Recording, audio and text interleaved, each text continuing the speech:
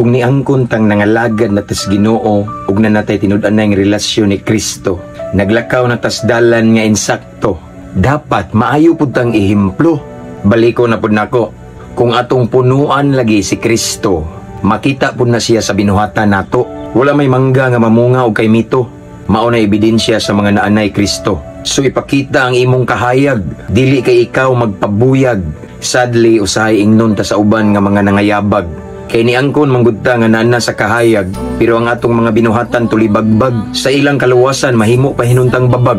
Higala kung tinuod gyud tang naglakaw sa kahayag, sa mga naas kangit-ngit kita mudanag.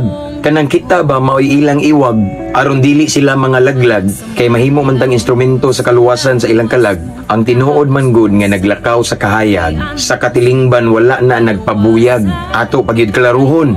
Ang tinuod ba nga nagsunod sa atong amahang langit nun, ang mga kinabuhi ana maayong sulundon.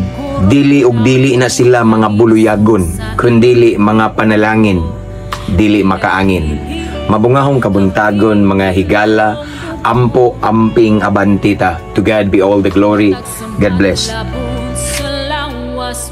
Kahapdos ug sakit, giantos mo kaluwasan.